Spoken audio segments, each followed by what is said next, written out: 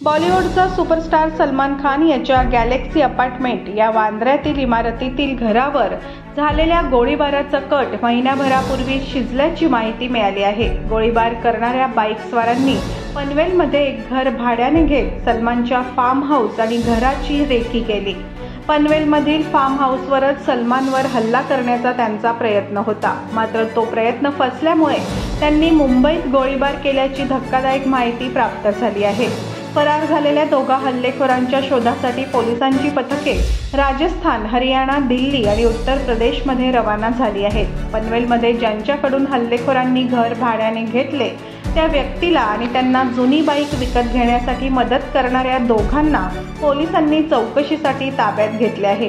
गोळीबाराच्या घटनेची दखल NIA व राज्य दहशतवाद विरोधी पथक ATS या यंत्रणांनी घेतली असून त्यांनीही तपास सुरू केला आहे।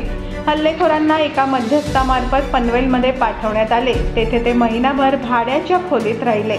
सुट्टीत सलमान फार्म हाऊसवर येतो तिथेच त्याला मारण्याचा हल्लेखोरांचा कट होता, मात्र तो फसल्याचे सूत्रांनी सांगितले। गुन्हे शाखा अधिक चौकशी करत आहे।